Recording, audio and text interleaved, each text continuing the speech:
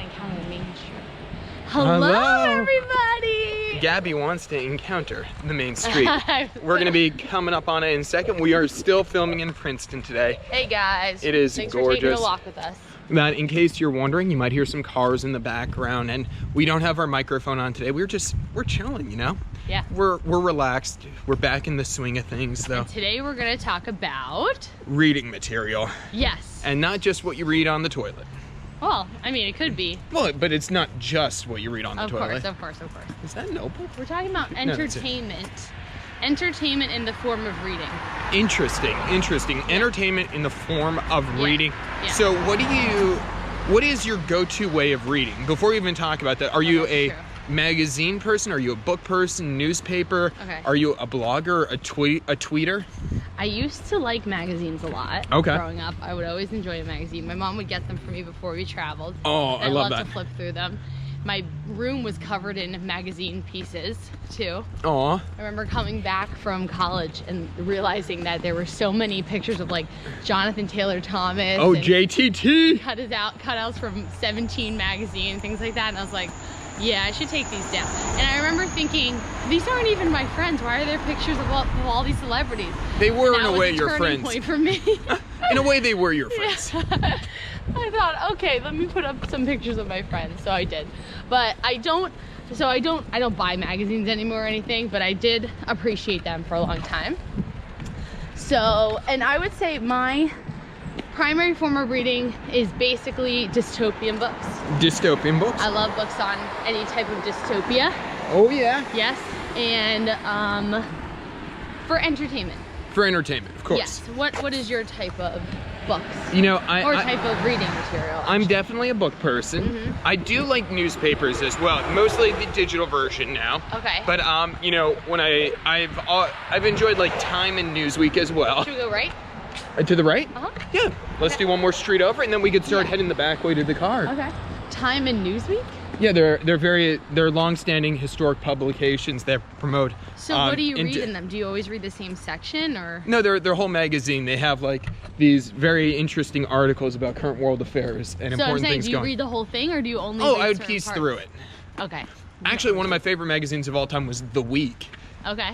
It just gave like the highlight articles of the week, so it was very interesting. But cool. I am definitely a book person. That's and I like a little bit of everything in that. I like educational, fiction, story. Really, I feel like I hit a roundabout of like, okay, I'll be in like growth in education for like a month and a half hard, and then I burn myself out. I'm like, I need to read fiction, and like then it's like 3 Harry Potter books later, and like, oh, I need to read something else.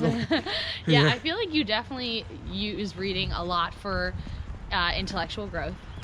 You do a lot of learning through your reading. I love it. It's fun. I am reading the really cool. Ichabod right now. Oh yeah. Which is a J.K. Rowling. Yes. I saw it and I thought, you know, I wasn't certain. She said it was a children's book, and I'm like, okay, because like Harry Potter's classified as a children's book. Right. This This really is a children's This would be like even more basic than like Harry Potter 1 in terms of education. Yeah. But it's wonderful. Still, I'm appreciating an easy, quick read of like, and like, you know, I'm gonna say it's basic, but I'm like still outraged on behalf of the characters, and like nice. it's like engaged you. Yeah, you know, it's one of those like I can't even say like bad things about like a kid's book because it's like I'm reading, I'm like I'm furious.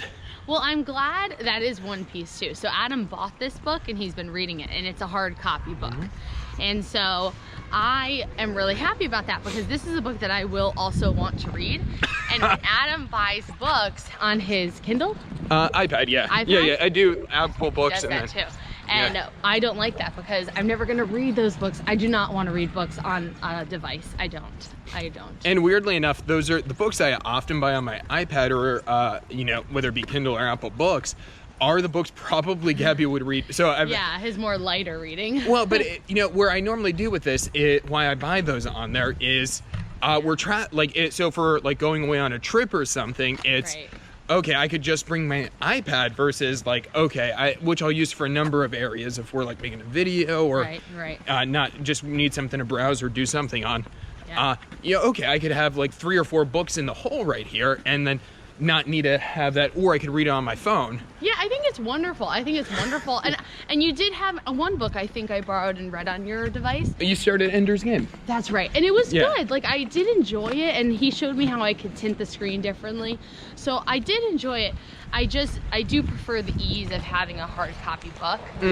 And I also have to wear my glasses at this point when I use devices, because just of my prescription or whatever, and then also the blue light, and I get the headaches. So it's like I don't feel like putting on my glasses again. So I do just prefer that paper for that reason. But I do appreciate the reasons you get the virtual books. Yeah, so to speak. I do prefer the physical too, though. I like having having a library. I'm very excited for like one day when we have kids and they're old enough to read. Like, to me, I think there's such good things with having like just books around. I feel like it promotes that good like aspect of like, okay, you see a book, you might read that book. Okay.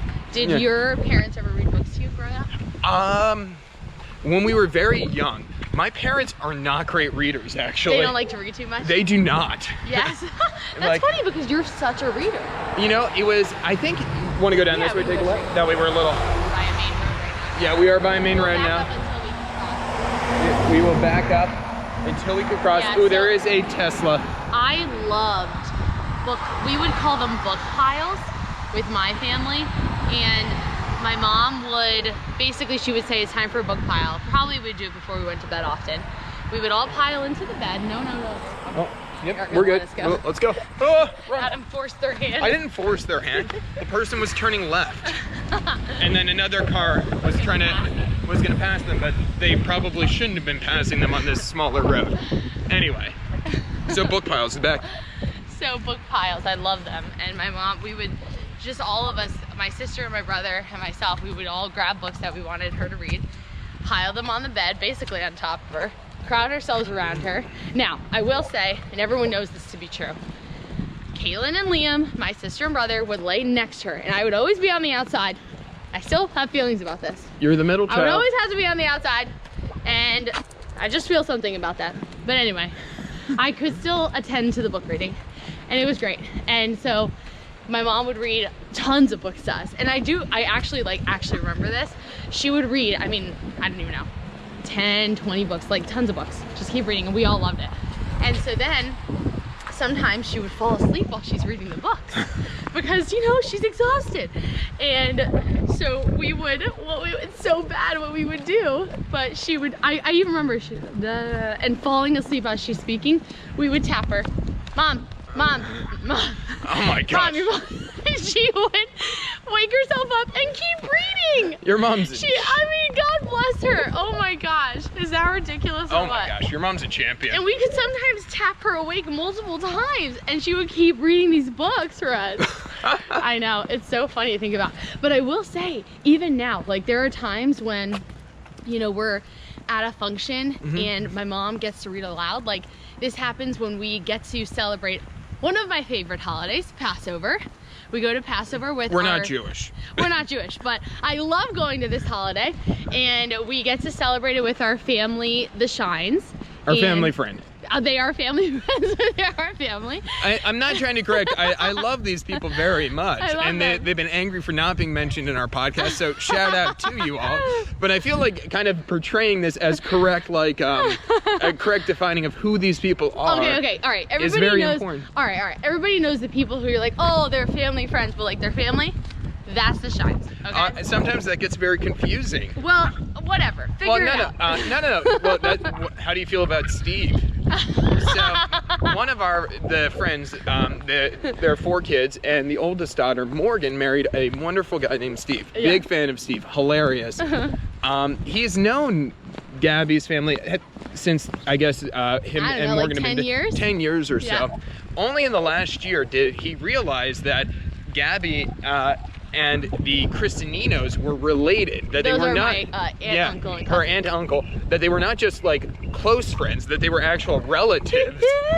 So it only took 10. So that's where it's important in my mind. Sometimes there could be confusion with these terms. Fair enough. There is a dead end this Oh way. gosh, I thought he was gonna say there was a dead something. Yeah, there's a dead body. was We got to go back terrifying. up. This is not getting us closer to returning to our car. Anyway, so that is true. Okay, fair point.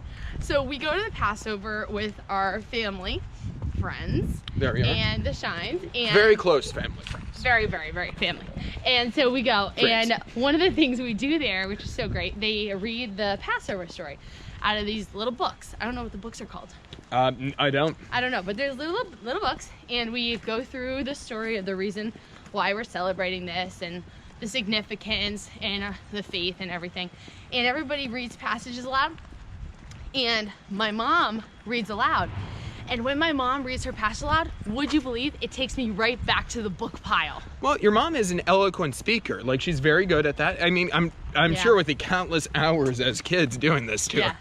It's so great. And I could even tell from like my cousin Bridget, like, and my siblings, like they'll listen, like the ears will perk up when my mom starts reading, and it's like we're all little kids again listening. Aw. It's awesome. I love that. It's a lot of bamboo. Yeah, it is a lot of bimbo. I like it. Yeah. Okay, I love it. Now, to be fair, my parents actually, since we started, becoming, or since we became like Christians, or like really started taking our faith seriously, my parents have read a lot more since then. Oh. Yeah, it was really the catalyst actually, reading Bible or like kind of trying to understand that. That was actually, I would say, the biggest mover and shaker in terms of reading for them, which is very interesting. Motivation. Yeah, which is awesome. Yeah, I have no idea how I became. My dad Such was a reader. My dad was avidly not a reader. My mom, a little bit more so, but hey.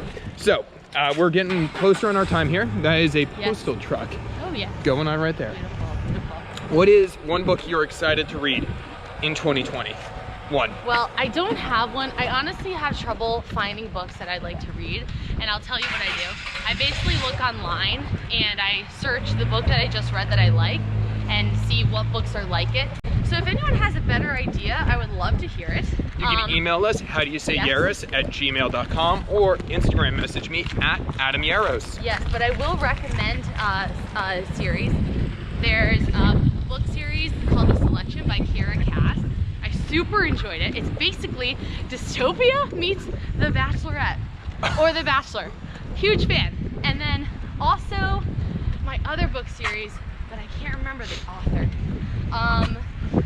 Salt and Stone and Fire and Flood are the two names. So Veronica Ross, maybe? Veronica Roth. Really like those books. That's my other favorite. I will check on the author and let you know while Adam says his fave. So mine is, I'll throw out a recommendation. This is actually from last year's reading, or the end of 2019. You can do this in an afternoon, but it's a book called The Modern A-Frame. It's all about house design for A-frame styled houses, which was incredible. I literally took notes on this, so that way if we ever get to build a house, we could utilize these ideas. I particularly like the idea of a balconies on the second floor, overlooking almost like in a choir loft style. But for a book I'm excited to read this year, Leader Humility is something I'm very interested in. It's the concept of humility and leadership and what that means. I'm also looking forward to Jack Kerouac's, I never know how to say that, On the Road. It was referenced in another book I just finished, On the Road with St. Augustine, and I'm curious if it'll be good. I feel like I'm either gonna really enjoy it or I'm gonna call it quits within 20 pages. I feel like it's... I love it. I feel like you're gonna like it. And also, I looked it up. It's Victoria Scott who wrote The Fire and the Flood and Salt and Stone. Super, super good. Also kind of dystopian. Competition. Very good book. Wife of Michael Scott from The Office. No. Yeah. That'd be cool. That'd be cool. Thank you for joining us. Thank you guys. And we'll see you later. Happy reading.